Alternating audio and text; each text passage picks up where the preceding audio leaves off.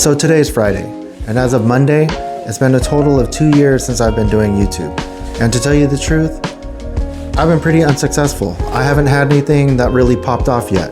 But I think that's about to change because I don't know why, but I finally figured out the one thing that's missing. And it's been obvious the whole time.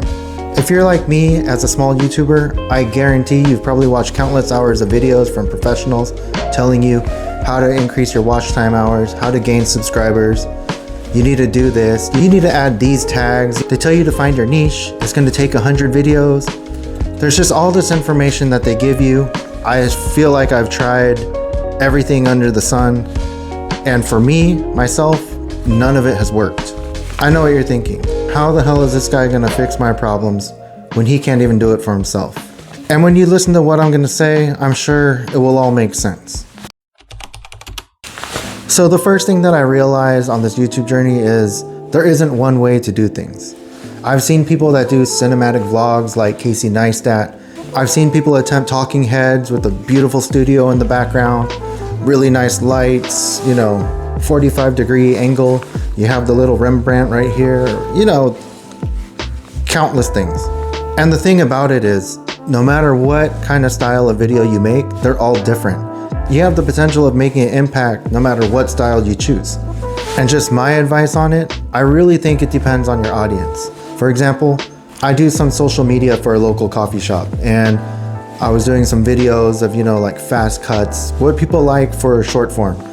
And I was showing my mother-in-law. She goes, I think it's horrible. It's way too fast, And it just tells you that people in different age groups like different things. There's a meme right now where it's like, I had my Gen Z assistant edit this video, and it's like, zip, zap, zip, zip, it's all choppy. And that's the style that people choose for short form content. When you're deciding your content that you want to make, I think regardless of the niche that you choose, it's really dependent on the audience. Like, what kind of people are going to be watching these videos? Are they older people that enjoy slower pace? Are there people that are younger? They want everything really fast. They want fast cuts. They want to get the information within 3 seconds. Who are you trying to talk to? Who do you want to watch your videos? And I think that's kind of the starting point for the type of videos that you should make. I kind of touched on this already.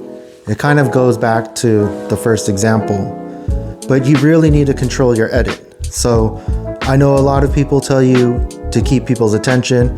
You need to zoom out, zoom in, zoom out, zoom in. Important things, you want to zoom in. But not all people are going to mess with that. And the fact is, there are some people that just want to be talked to, almost as if like you're just talking to a friend. You're at a coffee shop, your friend got coffee, they're sitting across from you, and you guys are just having a conversation. If I had a friend and I was drinking coffee and they were zooming in and out like this to me, I'd smack him in the face. Nobody wants that. But surprisingly, some people do. So it really depends again on the audience. Not all these tips and tricks for editing are gonna apply to you, and that's fine. You can go down that route and try to learn how to do it.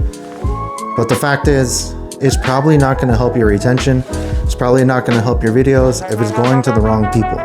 Let's just say you make content for 40 plus people. They don't got time for that. They don't want to deal with this in and out stuff. They just want really nice conversation from good-hearted people. The third thing that plagued me, and I'm sure that it plagues you as well, you see content creators that you want to emulate, you're inspired by them, you try to make videos like them, and you realize like you're not them. When you try to make it like them, you end up sounding robotic. You sound really stiff. It's not who you are. I guarantee everyone out there, your friends and family, they all love you. And the reason they love you is because you are you.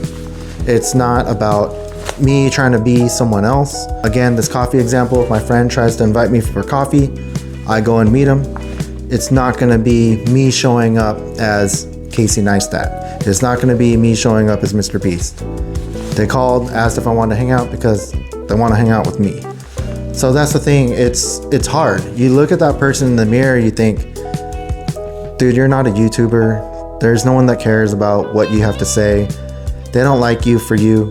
But the fact is, they haven't gotten to know you yet. I mean, how many videos do you see people talking and they're robotic? Go back to my videos 1 video ago, 2 videos ago. What happens is I'm trying so hard to please people that are on the other side of the screen, thinking, I'm asking you, please like me, please check out this video. You're not gonna like me for who I really am, but you get to a point where you just no longer give a shit, you know? You just gotta go out there and put your best foot forward, be who you are, and just try to spread whatever value you're trying to give to the people. You know, of course, no one's gonna like the ands, ifs, you know, stuff like that. But if that's what you do and that's part of your character, I'll still watch. I don't give a shit. And this right here, these are just bonus tips that I learned from things that I failed at. You know, I'm a graphic designer, I'm an artist. Sometimes I overthink things. You know, you get a lot of people talking about the thumbnails and how you should do it artistically, whatnot. I actually don't know what works. You know, I've done YouTubes where I definitely overcomplicated it. I think it would be so pioneering to make this kind of thumbnail.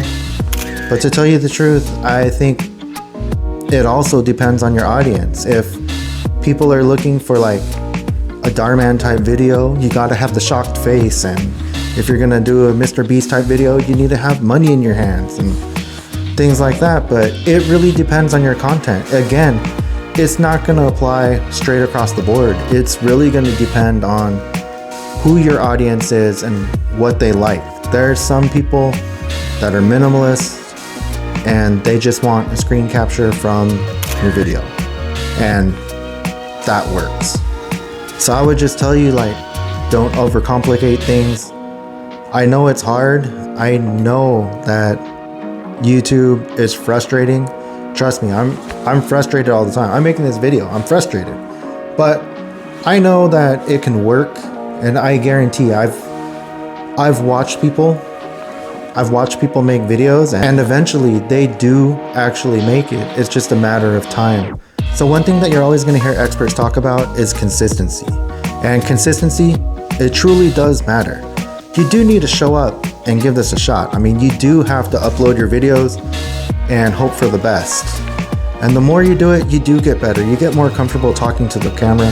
You realize most people are nervous because, oh my God, all these people are gonna see this. To tell you the truth, you upload your video on YouTube, you'll quickly realize you wish that people saw it, because you know, you're gonna get 10 views, 20 views, 60 views over 2 years, and it's like, WTF, like nobody even saw this.